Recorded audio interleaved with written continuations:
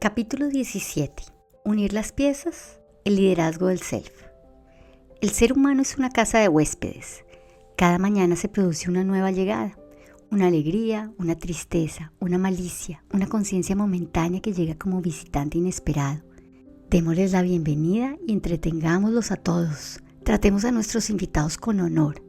Al pensamiento oscuro, a la vergüenza, a la malicia, debemos recibirlos a todos en la puerta sonriendo e invitémoslos a entrar.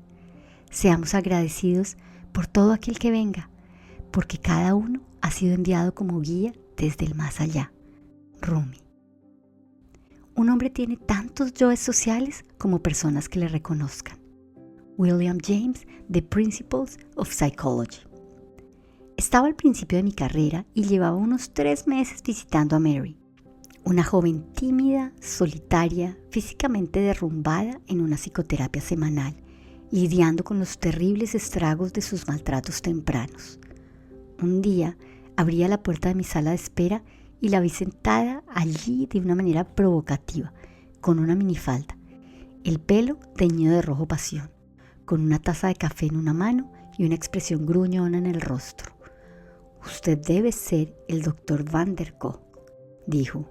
«Me llamo Jane y he venido a avisarle de que no debe creerse ninguna de las mentiras que Mary le ha estado contando. ¿Puedo entrar y hablarle sobre ella?» Me quedé pasmado, pero afortunadamente pude contenerme de confrontar a Jane y en lugar de eso la escuché. Durante la sesión no solo conocí a Jane, sino también a una niña pequeña herida y a un chico adolescente enfadado. Fue el principio de un largo y productivo tratamiento. Mary fue mi primer contacto con el trastorno de identidad disociativo, TID, que en aquella época se conocía como trastorno de personalidad múltiple. Por muy dramáticos que sean sus síntomas, la división interior y la emergencia de diferentes personalidades que se experimentan en el TID representan solo el extremo del espectro de la vida mental. La sensación de estar habitado por unos impulsos o unas partes enfrentadas es habitual en todos nosotros, pero especialmente en las personas traumatizadas que tienen que recurrir a unas medidas extremas para sobrevivir. Explorar esas partes e incluso hacerse amigo de ellas es un componente importante en la curación. Los momentos desesperados requieren medidas desesperadas. Todos sabemos qué sucede cuando nos sentimos humillados. Ponemos toda nuestra energía en protegernos, desarrollando todas las estrategias de supervivencia que podemos. Podemos reprimir nuestros sentimientos, podemos ponernos furiosos y planear una venganza. Podemos decidir volvernos tan poderosos y triunfadores que nadie pueda volver a hacernos daño. Muchos comportamientos que están clasificados como problemas psiquiátricos, incluidas algunas obsesiones, compulsiones y ataques de pánico, así como la mayoría de los comportamientos autodestructivos, empezaron como estrategias de autoprotección. Estas adaptaciones al trauma pueden interferir tanto con la capacidad de funcionar bien que los profesionales sanitarios y los propios pacientes suelen creer que la recuperación total está fuera de su alcance. Ver estos síntomas como discapacidades permanentes reduce el enfoque del tratamiento a encontrar la pauta farmacológica adecuada, lo cual puede provocar una dependencia que dure toda la vida, como si los supervivientes de traumas fueran como pacientes renales bajo diálisis. Es mucho más productivo ver la agresividad o la depresión, la arrogancia o la pasividad como comportamientos aprendidos. En algún momento, el paciente acabó creyendo que solo podía sobrevivir siendo duro, invisible o estando ausente, o que era más seguro rendirse. Como los recuerdos traumáticos que se van colocando hasta que se les pone fin, las adaptaciones traumáticas siguen hasta que el organismo humano se siente seguro e integra todas las partes de sí mismo que están atrapadas en la lucha o en mantener a raya el trauma.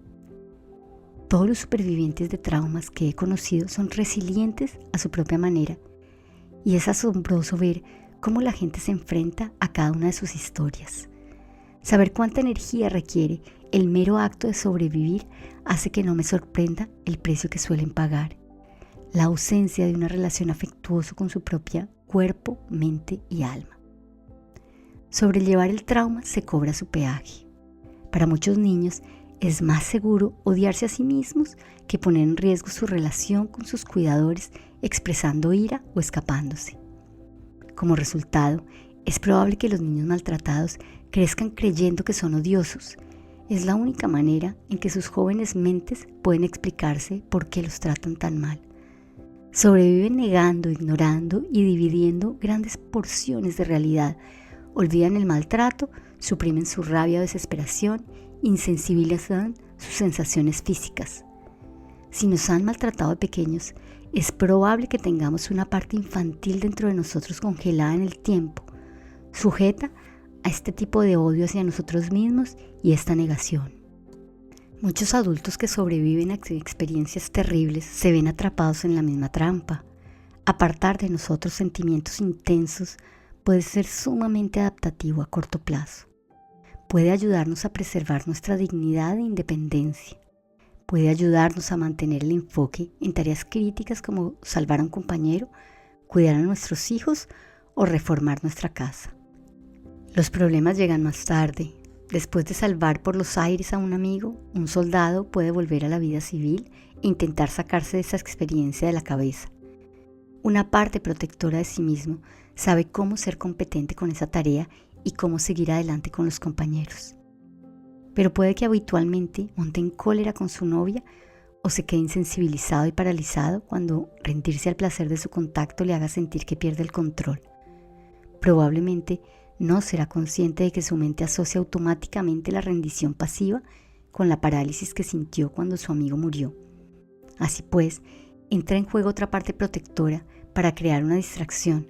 Se pone furioso y, sin tener ni idea de qué le ha hecho ponerse así, cree que está enfadado por algo que ha hecho su novia. Obviamente, si sigue estallando con ella y con las novias subsiguientes, cada vez estará más y más aislado.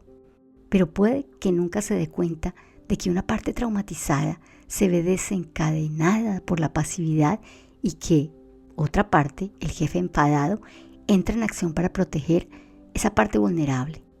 La terapia puede salvar la vida a la gente ayudando a esas partes a abandonar esas creencias extremas. Como vimos en el capítulo 13, una tarea principal para superar un trauma es aprender a vivir con los recuerdos del pasado sin que nos abrumen en el presente. Pero la mayoría de los supervivientes, aunque los que están funcionando bien, incluso de un modo brillante, en algunos aspectos de su vida se enfrentan a otro reto, incluso mayor: reconfigurar un sistema cerebral mental que fue construido para lidiar con lo peor. Del mismo modo que debemos revisar los recuerdos traumáticos para integrarlos, debemos revisar las partes de nosotros mismos que desarrollaron los hábitos defensivos que nos ayudaron a sobrevivir. La mente es un mosaico. Todos tenemos partes. Ahora mismo, a una parte de mí le apetece hacer una siesta. Otra parte quiere seguir escribiendo. Una parte de mí, aún herida por un mensaje electrónico ofensivo, quiere contestar con un tono hiriente, mientras que otra parte diferente quiere quitarle importancia. La mayoría de las personas que me conocen han visto mis partes intensas, sinceras e irritables. Algunas han conocido al perro gruñón que vive en mi interior. Mis hijos recuerdan las vacaciones familiares con mis partes divertidas y aventureras. Cuando entramos en la oficina por la mañana y vemos los nubarrones sobre la cabeza de nuestro jefe, sabemos exactamente lo que nos va a caer encima. Su parte enfadada tiene un tono de voz, un vocabulario y una postura corporal característicos muy diferentes de ayer, cuando le enseñábamos fotografías de nuestros hijos. Las partes no son solo sentimientos, sino diferentes formas de ser, con sus propias creencias, agendas y funciones en la ecología global de nuestra vida. Lo bien que nos llevemos con nosotros mismos depende en gran medida de nuestras capacidades internas de liderazgo. Lo bien que escuchemos a nuestras diferentes partes, asegurándonos de que se sientan bien cuidadas y evitando que se saboteen entre sí. Las partes suelen parecer absolutas cuando en realidad representan solo un elemento en una compleja constelación de pensamientos, emociones y sensaciones. Si Margaret espeta "te odio" en medio de una pelea, Joe probablemente piense que le desprecia y en ese momento Margaret puede estar de acuerdo.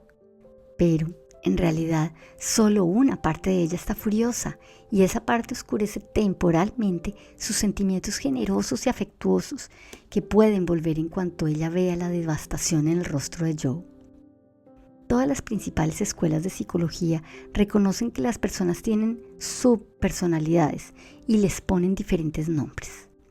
En 1890, William James escribió: «Debemos admitir que la posible conciencia total puede dividirse entre partes que conviven pero que se ignoran mutuamente y compartir entre ellas los objetos del conocimiento». Carl Jung escribió: «La psique es un sistema autorregulador que mantiene su equilibrio igual que lo mantiene el cuerpo. El estado natural de la psique humana consiste en los empujones de sus componentes y en su comportamiento contradictorio. Y la reconciliación de esos opuestos es un gran problema. Por lo tanto, el adversario no es otro que el otro en mí». La neurociencia moderna ha confirmado esta noción de la mente como una especie de sociedad. Michael Gazzaniga, que realizó una investigación pionera sobre el cerebro disociado, concluyó que la mente está compuesta por módulos de funcionamiento semiautónomos, cada uno de los cuales tiene un papel especial. En su libro The Social Brain, 1985, escribe: «Pero, ¿qué es de la idea del que yo no es un ser unificado y que dentro de nosotros pueden existir varios ámbitos de conciencia? De nuestros estudios del cerebro disociado emerge la nueva idea de que existen literalmente varios yos, que no conversan necesariamente entre sí internamente». El científico del MIT, Marvin Minsky, un pionero de la inteligencia artificial, declaró: «La leyenda del yo único no puede más que distraernos del objetivo de esa búsqueda. Puede tener sentido pensar que existe dentro de nuestro cerebro una sociedad de distintas mentes. Como los miembros de una familia, las diferentes mentes pueden trabajar juntas para ayudarse mutuamente, cada una manteniendo sus propias experiencias mentales que las demás nunca conocen». Los terapeutas que han sido formados para ver a los demás como seres humanos complejos con múltiples características y potencialidades pueden ayudarles a explorar su sistema de partes internas y cuidar las facetas heridas de sí mismos. Existen varios enfoques terapéuticos de este tipo, incluyendo el modelo de disociación estructural desarrollado por mis compañeros holandeses Onno van der Hart y Elert Nijhuis y Kathy Steele de Atlanta, que se practica ampliamente en Europa, y el trabajo de Richard Clough en Estados Unidos. Tras 20 años trabajando con Mary, conocí a Richard Schwartz, creador de la terapia de los sistemas de la familia interna, IFS. A través de su trabajo, la metáfora de la familia Minsky verdaderamente se hizo realidad para mí, ofreciéndome una manera sistemática de trabajar con las partes disociadas resultantes del trauma. En el centro de la IFS está la noción de que la mente de cada uno de nosotros es como una familia cuyos miembros tienen diferentes niveles de madurez, excitabilidad, sabiduría y dolor. Las partes forman una red o sistema en que el cambio en una parte afecta a todas las demás.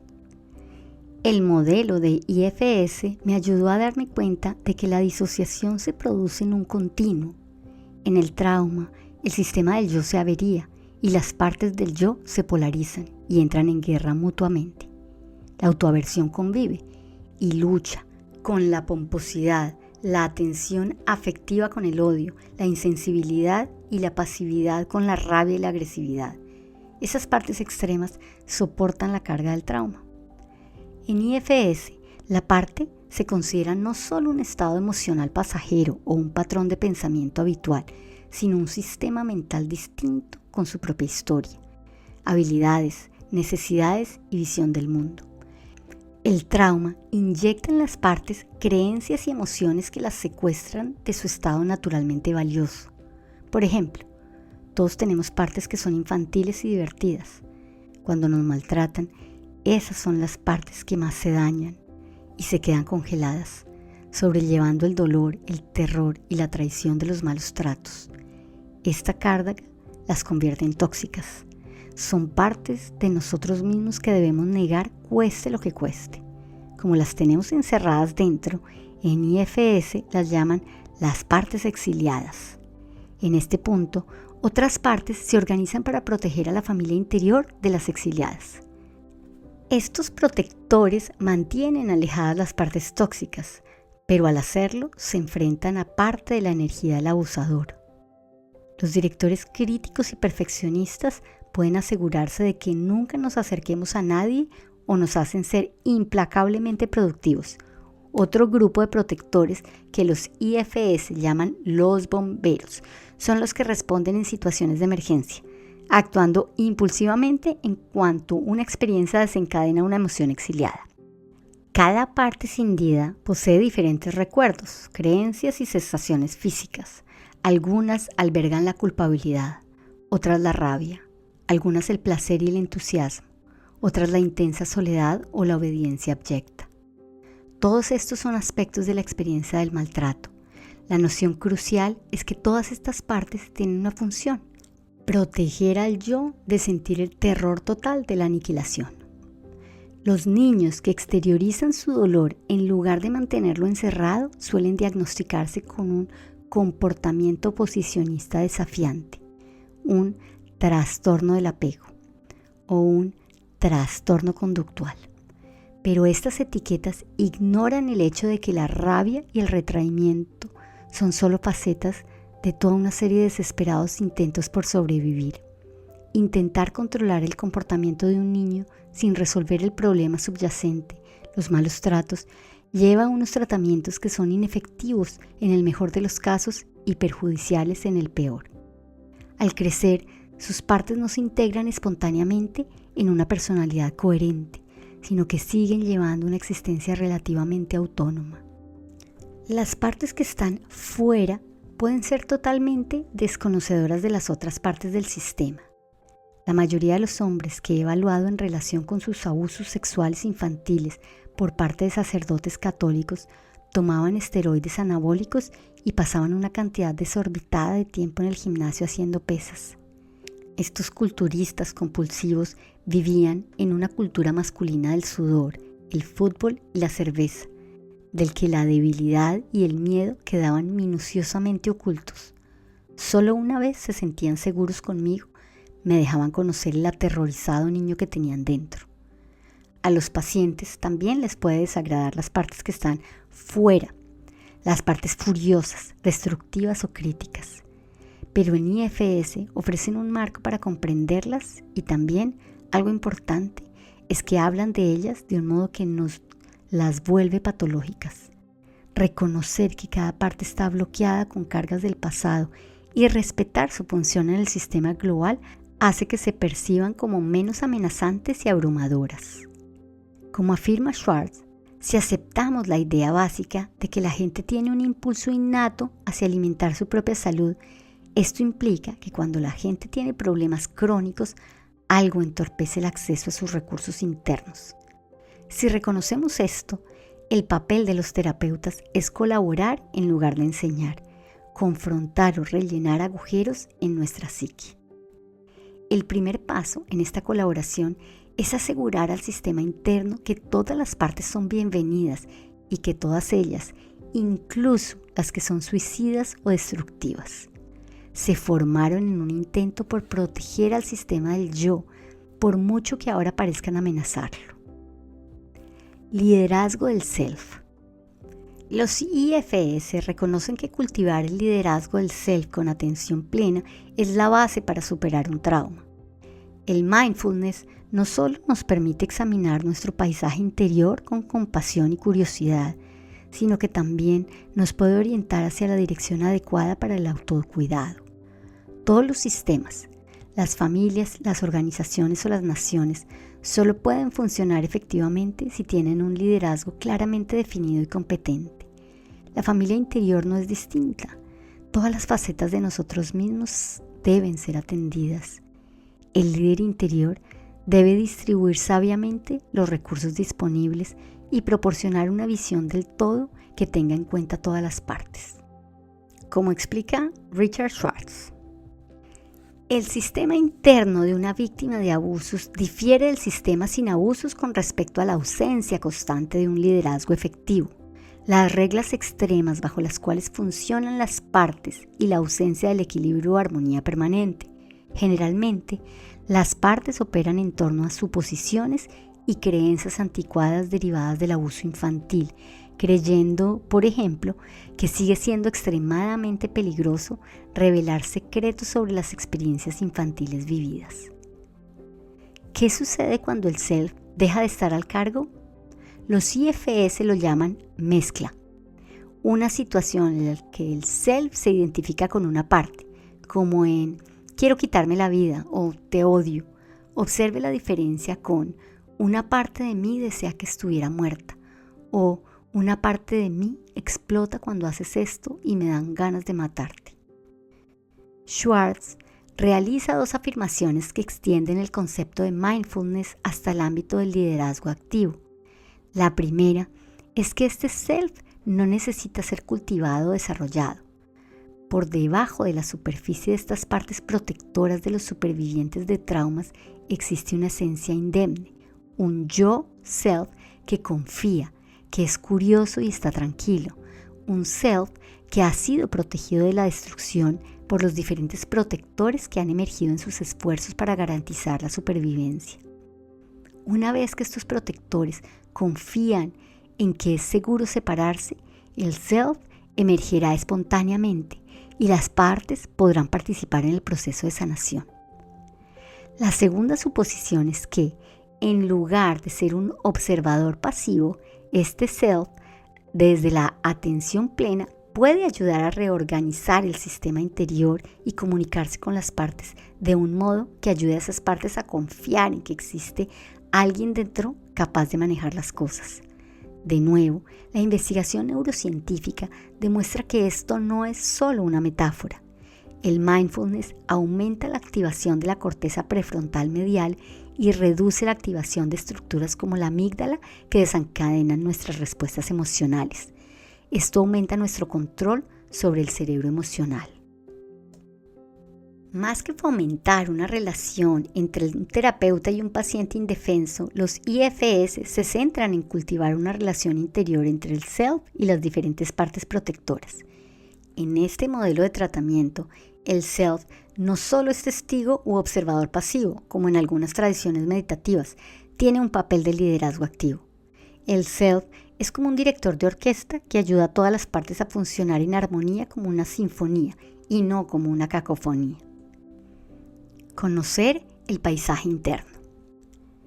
La tarea del terapeuta es ayudar a los pacientes a separar esta mezcla confusa en entidades distintas para que puedan decir, esta parte de mí es como un niño pequeño y esta parte de mí es más madura pero se siente una víctima. Puede que no les gusten muchas de estas partes, pero identificarlas las convierte en menos intimidantes o abrumadoras. El siguiente paso es animar a los pacientes a simplemente pedir a cada parte protectora que emerja, que dé un paso atrás, temporalmente, para poder ver qué está protegiendo. Cuando esto se hace una y otra vez, las partes empiezan a separarse del yo y a dejar espacio para una autoobservación consciente. Los pacientes aprenden a poner freno a su miedo, rabia o repulsión y a abrirse a estados de curiosidad y de autorreflexión. Desde la perspectiva estable del self, pueden iniciar unos diálogos interiores y constructivos con sus partes. Se pide a los pacientes que identifiquen la parte implicada en el problema actual, como sentirse inútil, abandonado u obsesionado con pensamientos vengativos. Al preguntarse, ¿qué parte dentro de mí se siente así?, puede que les venga una imagen a la mente. Puede que la parte deprimida parezca un niño abandonado, o un hombre envejecido, o una enfermera agobiada cuidando a los heridos. Una parte vengativa puede aparecer como un marín de combate o un miembro de una banda callejera. Después, el terapeuta pregunta, ¿cómo se siente con respecto a esta parte? ¿Triste, vengativa, aterrorizada? ¿Suya? Esto prepara el camino para la autoobservación consciente separando el usted de la parte en cuestión. Si el paciente da una respuesta extrema como la odio, el terapeuta sabe que hay otra parte protectora mezclada en el yo. Entonces puede decir, intente ver si la parte que la odia puede dar un paso atrás. Entonces se suele dar las gracias a la parte protectora por su vigilancia y se le garantiza que puede volver cada vez que sea necesario. Si la parte protectora está dispuesta, la siguiente pregunta es: ¿cómo se siente hacia la parte previamente rechazada ahora? Entonces es probable que el paciente diga algo como: me pregunto por qué está tan triste, vengativa, etc. Esto constituye la base para llegar a conocer mejor esa parte. Por ejemplo, preguntando cuántos años tiene y cómo ha terminado sintiéndose así. Una vez que el paciente manifiesta una masa crítica del self, este tipo de diálogo empieza a producirse espontáneamente. En este momento es importante que el terapeuta se eche a un lado y simplemente esté pendiente de las otras partes que puedan interferir o realizar comentarios empáticos ocasionalmente o preguntar cosas como: ¿qué le dice a la parte sobre esto? ¿O a dónde quiere ir ahora? ¿O cuál le parece que debe ser el siguiente paso? Así como la pregunta omnipresente para detectar el self. ¿Cómo se siente con respecto a esa parte ahora? Una vida en partes. Joan vino a verme para que le ayudara a gestionar sus incontrolables berrinches y a manejar su culpabilidad sobre sus numerosas aventuras amorosas, recientemente con su entrenador de tenis. Como dijo en la primera sesión, paso de ser una profesional excelente a una niña llorona, una zorra furiosa y una implacable máquina de comer en el transcurso de 10 minutos. No tengo ni idea de cuál de esas soy realmente. En ese momento de la sesión, Joan ya había criticado los cuadros de mi pared, mis muebles desvencijados y mi mesa desordenada. El ataque era su mejor defensa. Se estaba preparando para que volvieran a herirla. Seguramente yo la dejaría tirada, como tanta gente hizo antes. Sabía que, para que la terapia funcionara, tenía que volverse vulnerable para comprobar si yo podía tolerar su ira, su miedo y su pena. Me di cuenta de que la única forma de hacer frente a su estado a la defensiva era mostrando un alto interés en los detalles de su vida, mostrándole un apoyo firme por el riesgo que ella había corrido al hablar conmigo y aceptando las partes de las que ella más se avergonzaba. Le pregunté a Joan si había observado la parte de sí misma que era crítica. Reconoció que sí, y le pregunté cómo se sentía hacia esa parte crítica. Esta pregunta le permitió empezar a separarse de esa parte y acceder a su yo. Joan respondió que odiaba la parte crítica porque le recordaba a su madre. Cuando le pregunté qué podía estar protegiendo esa parte crítica, su ira se sosegó y se puso más curiosa y reflexiva. Me pregunto por qué considera necesario llamarme las mismas cosas que mi madre me llamaba o incluso peor. Habló del miedo que había sentido hacia su madre de pequeña y de la sensación de ser incapaz de hacer algo bien. La parte crítica era obviamente un jefe. No solo estaba protegiendo a Joan de mí, sino que estaba intentando anticiparse a las críticas de su madre. En las semanas siguientes, Joan me contó que había sufrido abusos sexuales por parte del novio de su madre, probablemente en la época en la que cursaba primero y segundo. Creía que le habían arruinado sus relaciones íntimas. Aunque era exigente y crítica con su marido, hacia el cual carecía de todo deseo sexual, era apasionada e incansable en sus aventuras amorosas. Pero estas aventuras siempre terminaban de un modo similar, en medio del acto sexual. De repente se quedaba aterrorizada y se enroscaba como una pelota, sollozando como una niña pequeña. Estas escenas le dejaban confusa y asqueada, y después no podía soportar tener nada más que ver con su amante. Como Marilyn, en el capítulo 8, Joan me contó que había aprendido a desaparecer mientras sufría los abusos, flotando sobre la escena como si le estuviera ocurriendo a otra niña. Sacarse de la cabeza los abusos sexuales le permitió a Joan llevar una vida escolar normal de fiestas del pijama, amigas y deportes en equipo. Los problemas empezaron en la adolescencia, cuando desarrolló su patrón del desdén frígido hacia los chicos que la trataban bien y mantenía relaciones informales tras las que se sentía humillada y avergonzada. Me contó que para ella la bulimia era como debían de ser los orgasmos para los demás y que mantener relaciones sexuales con su marido era como debía de ser vomitar para los demás. Aunque los recuerdos específicos de sus abusos estaban escindidos, disociados, inconscientemente seguía reproduciéndolos. No intenté explicarle por qué se sentía tan enfadada, culpable o desconectada. Ya se consideraba a sí misma una mercancía en mal estado. En la terapia, como en el procesamiento de recuerdos, la pendulación, el enfoque gradual descrito en el capítulo 13 es crucial. Para que Joan fuera capaz de lidiar con su pena y su dolor, tendríamos que ir a buscar su propia fuerza y amor propio que le permitieran curarse. Esto significaba centrarnos en sus múltiples recursos interiores y recordarme a mí mismo que yo no le podía aportar el amor y el afecto del que careció de pequeña. Si como terapeuta, maestro o mentor intentamos rellenar los huecos de las carencias tempranas, terminamos chocando con el hecho de que ni la persona, ni el momento, ni el lugar son los adecuados. La terapia se centraría en la relación de Joan con sus partes y no conmigo. Conocer a los jefes. A medida que el tratamiento de Joan progresaba, identificamos muchas otras partes diferentes que tomaban el mando en distintos momentos. Una parte infantil agresiva que tenía berrinches, una parte adolescente promiscua, una parte suicida, un directo obsesivo, una moralista remilgada, etc. Como siempre, primero conocimos a los directivos. Su tarea era evitar la humillación y el abandono y mantenerla organizada y segura. Algunos directivos pueden ser agresivos, como la parte crítica de Joan, mientras que otros son perfeccionistas o reservados, cuidadosos para no llamar demasiado la atención.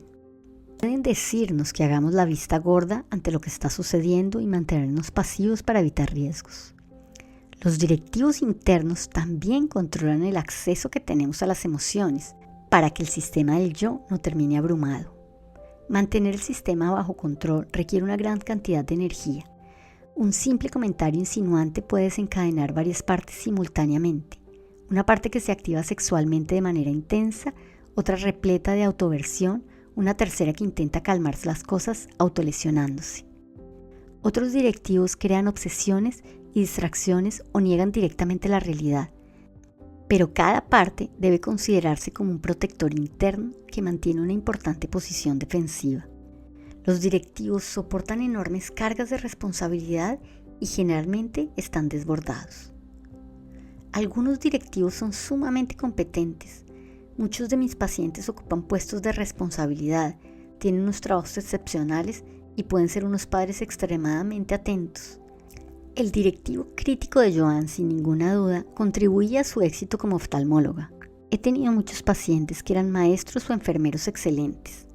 Aunque puede que sus compañeros pensaran que eran un poco distantes o reservados, seguramente se quedarían pasmados si supieran que sus compañeros ejemplares se autolesionaban, tenían trastornos con la comida o prácticas sexuales extrañas.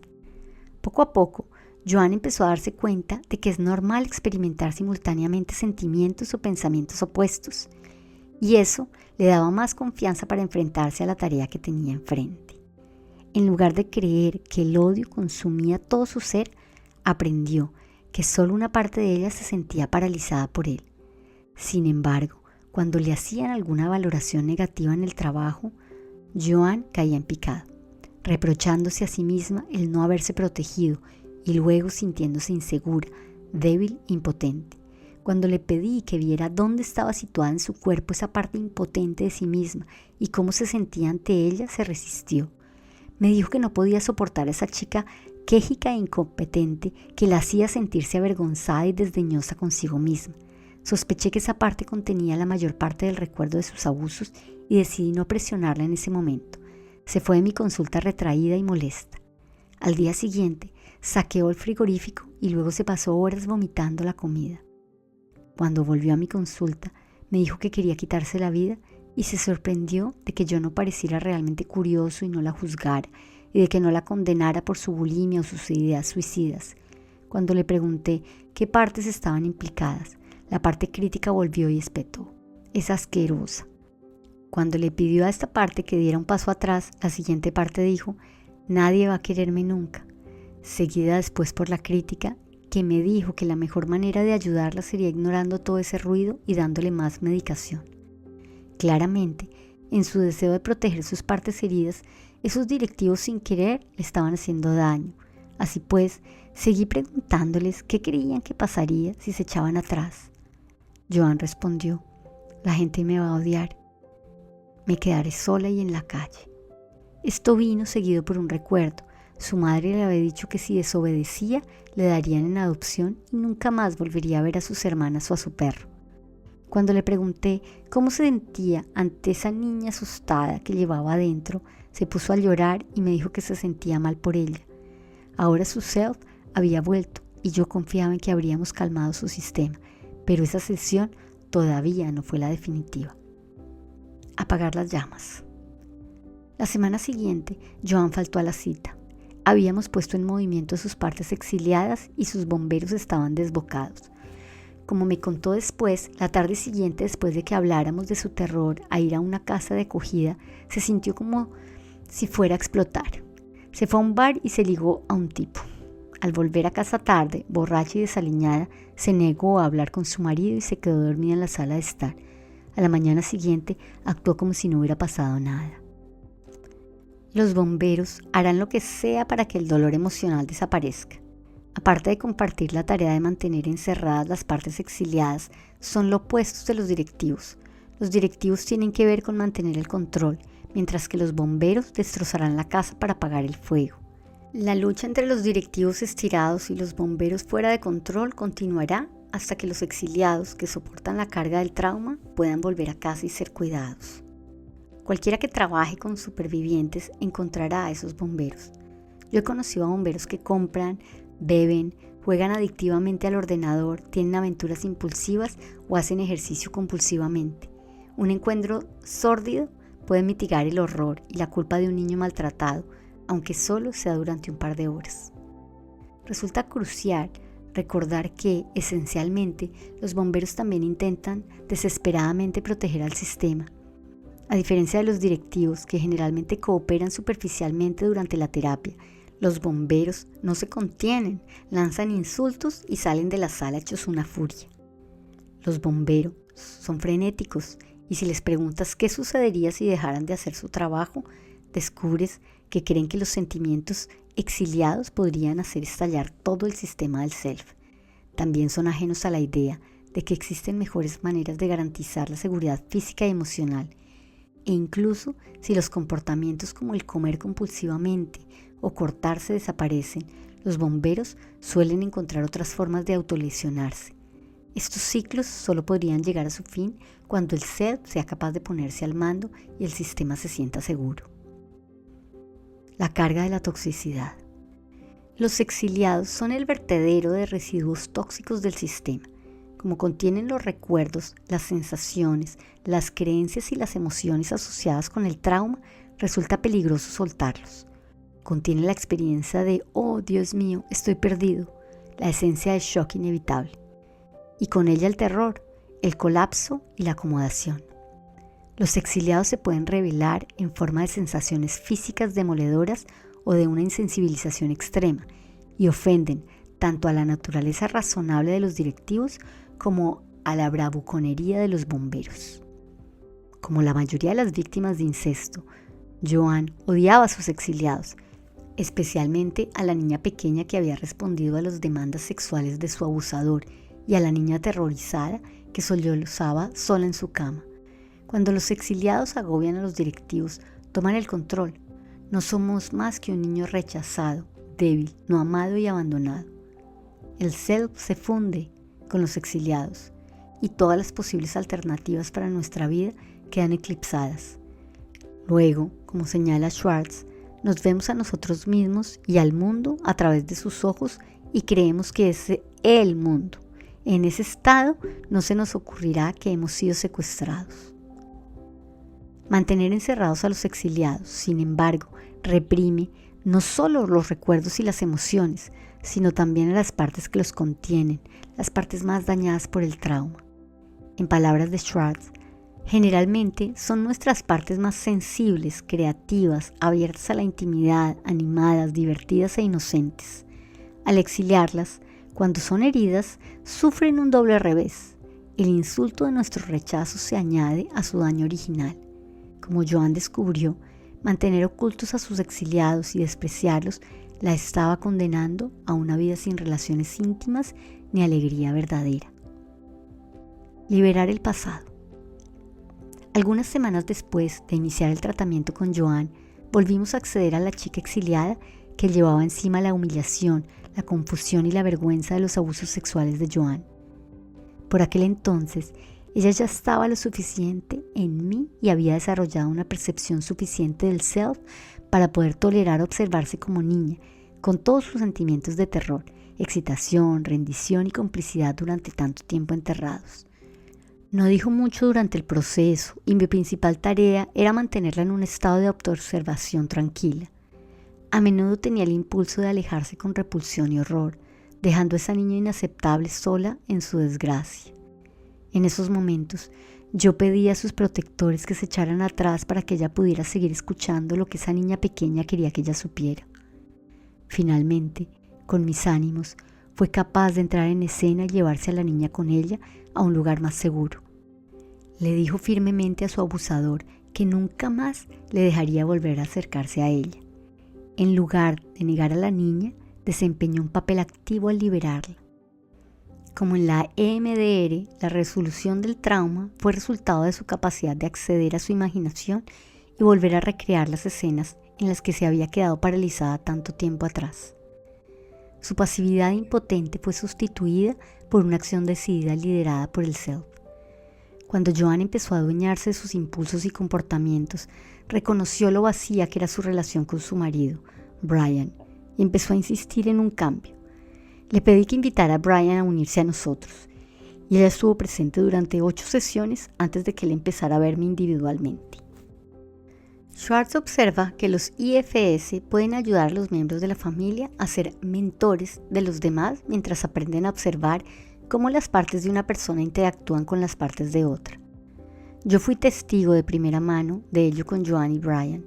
Inicialmente, Brian se sentía bastante orgulloso de haber soportado el comportamiento de Joan durante tanto tiempo. Notar que ella le necesitaba realmente había impedido que él considerara el divorcio. Pero ahora que ella quería más intimidad, él se sentía presionado e inadecuado, revelando una parte presa del pánico que se quedaba en blanco y construía un muro para no sentir. Poco a poco, Brian empezó a hablar sobre su infancia en una familia de alcohólicos, donde comportamientos como los de Joan eran habituales e ignorados en gran medida, puntuados por las estancias de su padre en centros de desintoxicación y las largas hospitalizaciones de su madre por depresión e intentos de suicidio. Cuando le pregunté a su parte presa del pánico qué sucedería si permitía a Brian sentir algo, reveló su miedo a quedar abrumado por el dolor de su infancia añadido al dolor de su relación con Joan.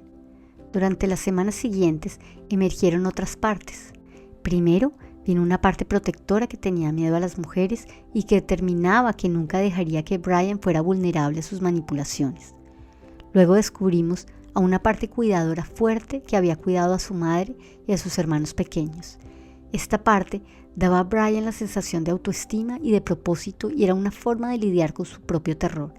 Finalmente, Brian estaba listo para conocer a su parte exiliada, el niño asustado, básicamente huérfano de madre que no tenía nadie que cuidara de él. Esta es una versión muy corta de una larga exploración que incluyó varias desviaciones, como cuando la parte crítica de Joan volvía a emerger de vez en cuando. Pero desde el principio, los IFS ayudaron a Joan y a Brian a escucharse a sí mismos y mutuamente desde el punto de vista de un yo objetivo, curioso y compasivo. Ya no estaban bloqueados en el pasado y se les abrieron nuevas posibilidades. El poder de la autocompasión. Los IFS en el tratamiento de la artritis reumatoide. Nancy Shaddick es una reumatóloga del Hospital de Brigham y de Mujeres de Boston que combina la investigación médica sobre artritis reumatoide AR con un gran interés por la experiencia personal de sus pacientes sobre su enfermedad. Cuando descubrió los IFS en un taller con Richard Schwartz, decidió incorporar la terapia en un estudio de intervención psicosocial con pacientes de AR.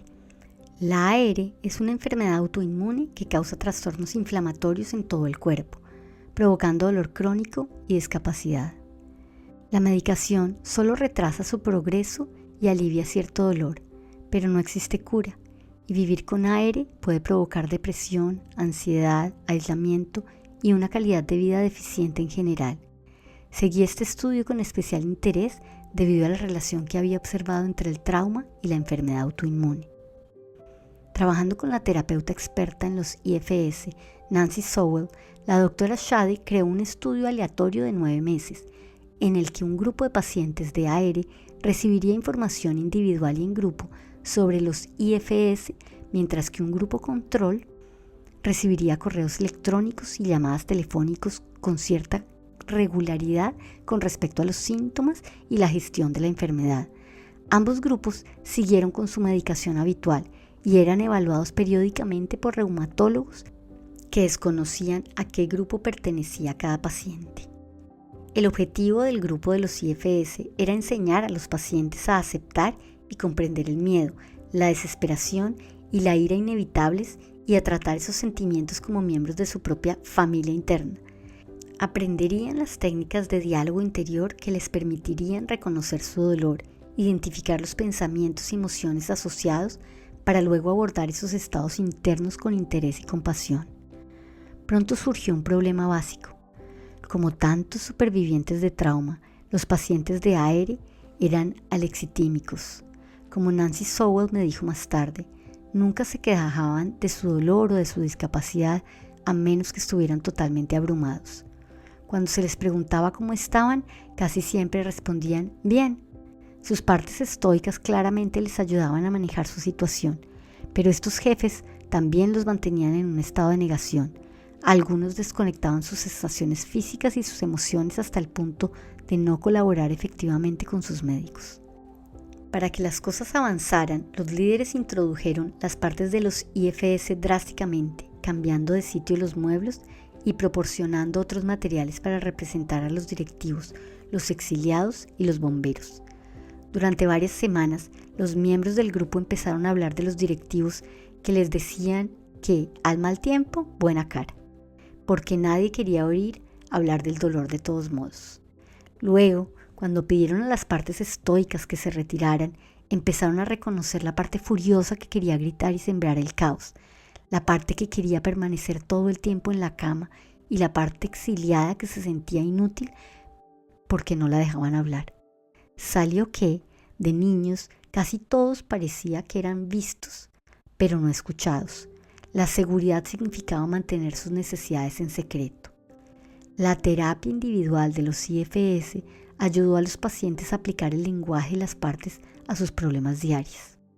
Por ejemplo, una mujer se sentía atrapada por los conflictos en su trabajo, donde una parte jefe insistía en que la única salida era trabajar en exceso hasta que se exacerbase la AR. Con la ayuda de la terapeuta, se dio cuenta de que podía atender sus necesidades sin tener que ponerse enferma. Los dos grupos, el de los IFS y el de control, fueron evaluados 3 veces durante el periodo de 9 meses del estudio y luego un año después. Al cabo de los 9 meses, el grupo de los IFS mostró unas mejoras cuantificables en la autovaloración del dolor articular, la función física, la autocompasión y el dolor general relativo al grupo formado. También mostró unas mejoras significativas en la depresión y la autoeficacia. Las mejoras del grupo de IFS en la percepción del dolor y los síntomas depresivos se sostuvieron un año después, aunque las pruebas médicas objetivas no pudieron detectar mejoras cuantificables en el dolor o el funcionamiento. En otras palabras, lo que más cambió fue la capacidad de los pacientes de vivir con su enfermedad. En sus conclusiones, Shaddick y Sowell destacaron la atención que prestan los IFS a la autocompasión como factor clave. Este no fue el primer estudio en demostrar que las intervenciones psicológicas pueden ayudar a los pacientes con AR. Las terapias cognitivo-conductuales y las prácticas basadas en el mindfulness también han demostrado tener un impacto positivo sobre el dolor, la inflamación articular, la discapacidad física y la depresión. Sin embargo, ninguno de estos estudios ha formulado una pregunta crítica. ¿Se refleja una mayor seguridad y confort físicos en un mejor funcionamiento del sistema inmunológico? Liberar al niño exiliado. Peter dirigía un servicio de oncología en un prestigioso centro médico académico que estaba considerado uno de los mejores del país. Sentado en mi consulta, en una perfecta forma física gracias a la práctica regular del squash, su confianza había cruzado la línea de la arrogancia. Este hombre ciertamente no pareciera que sufriera de TDPT. Me dijo que solo quería saber cómo ayudar a su esposa a ser menos susceptible. Le había amenazado con dejarle a menos de que él hiciera algo sobre lo que ella llama su comportamiento insensible. Peter me aseguró que su percepción no era correcta, porque obviamente él no tenía ningún problema en ser empático con la gente enferma. Le encantaba hablar de su trabajo, orgulloso de que los residentes y sus compañeros compitieran ferozmente para estar en su servicio, y también de los rumores que había escuchado sobre lo aterrorizado que tenía su personal. Se describió como brutalmente sincero, un científico de verdad, alguien que solo tenía en cuenta los hechos y, desviando aposta la mirada hacia mí, que no toleraba la incompetencia de los demás. Tenía unos estándares elevados, pero no más elevados que para sí mismo, y me aseguró que no necesitaba el amor de nadie, solo su respeto. Peter también me dijo que la rotación en psiquiatría que hizo en la Facultad de Medicina le convenció de que los psiquiatras todavía practicaban brujería, y su experiencia con la terapia de pareja le había reafirmado en su opinión. Expresó el desprecio hacia la gente que culpaba a sus padres o a la sociedad de sus problemas. Aunque como niño, él ya vivió su parte de desdicha, estaba decidido a no considerarse jamás una víctima. Aunque la dureza de Peter y su amor por la precisión me atraían, no podía dejar de preguntarme si descubriríamos algo que vemos demasiado a menudo: que los directivos internos que están obsesionados con el poder generalmente se crean como bastión para no sentirse desamparado.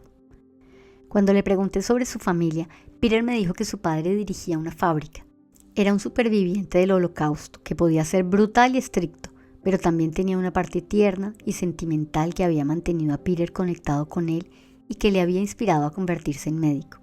Al hablarme de su madre, se dio cuenta por primera vez de que en lugar de prestarle una atención sincera, simplemente realizaba rigurosamente las tareas domésticas, pero Peter negaba que eso le molestara. Fue a la escuela y sacaba sobresaliente en todas las asignaturas. Se prometió que tendría una vida sin rechazos ni humillaciones, pero, irónicamente, vivía con la muerte y el rechazo a diario, la muerte en la unidad de oncología y la lucha constante para que su investigación fuera financiada y publicada. La esposa de Peter se unió a nosotros en la siguiente visita. Describió cómo él la criticaba constantemente: su gusto por la ropa, su forma de educar a los niños, sus hábitos de lectura, su inteligencia, sus amigos. Él casi nunca estaba en casa y nunca estaba disponible emocionalmente. Como tenía unas obligaciones tan importantes y como era tan explosivo, su familia siempre andaba sigilosamente a su alrededor. Ella estaba decidida a dejarle y a empezar una nueva vida a menos de que él hiciera algunos cambios radicales. En ese punto, por primera vez, vi a Peter alterarse de manera evidente. Me aseguró a mí y a su esposa que quería arreglarlo. En nuestra siguiente sesión le pedí que relajara el cuerpo, que cerrara los ojos, que centrara su atención en el interior y que preguntara esa parte crítica, la que su esposa había identificado: ¿qué creía que pasaría si dejaba de juzgar despiadadamente a los demás? Al cabo de unos 30 segundos, dijo que se sentía estúpido hablando consigo mismo. No quería probar ningún invento nuevo.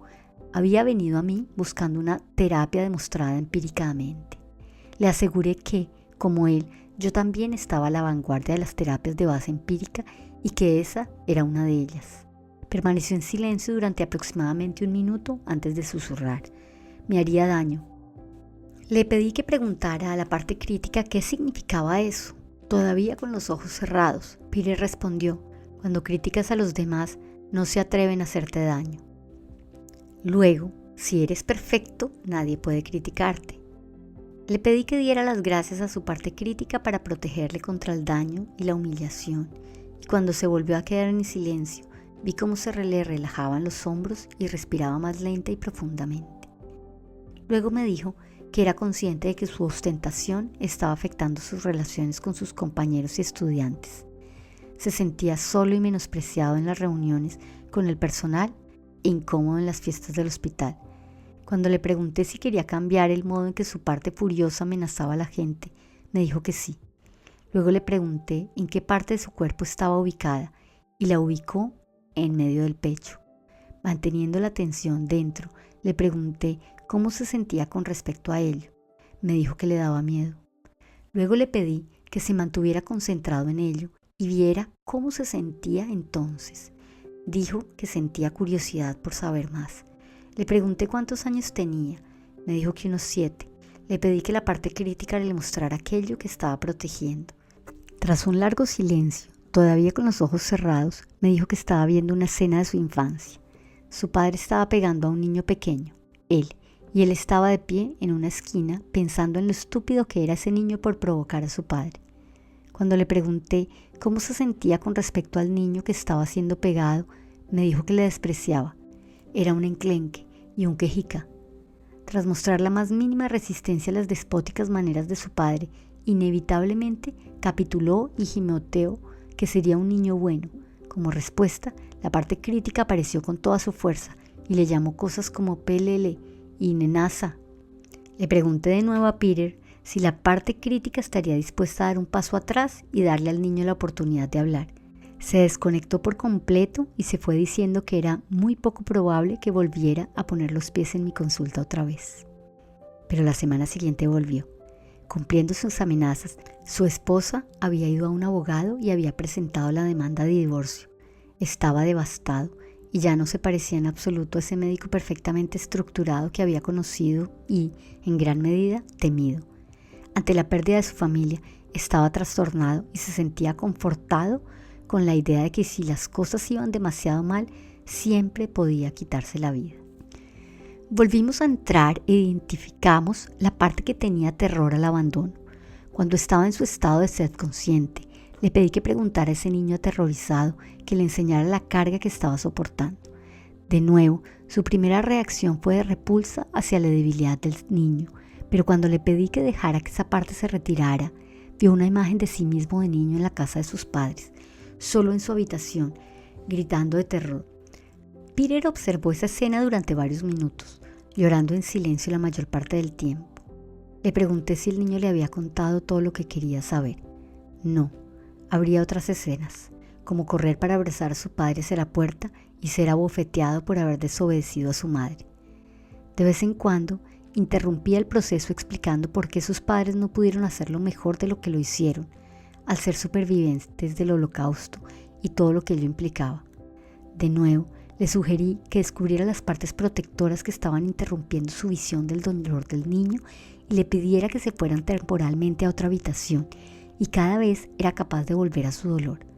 Le pedí a Peter que le dijera al niño que ahora entendía lo mala que había sido su experiencia. Se sentó, en un silencio largo y triste. Luego le pedí que le mostrara al niño que se preocupaba por él. Después de convencerle, abrazó al niño.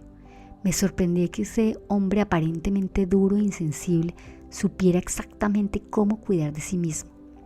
Luego, al cabo de un rato, le pedí a Peter que volviera a la escena y se llevara al niño con él.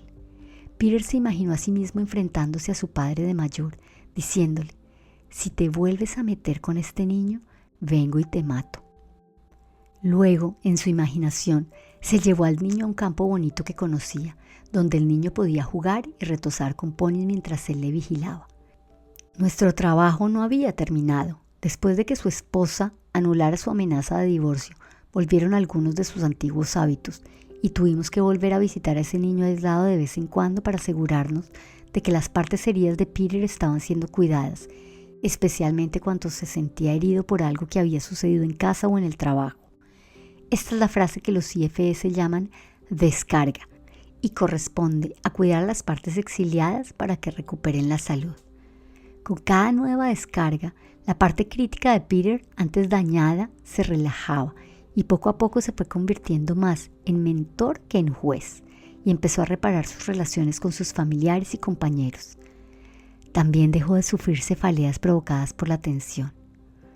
Un día me dijo que desde que era adulto se había pasado la vida intentando liberarse de su pasado y observó lo irónico que era haber tenido que acercarse a él para dejarlo ir.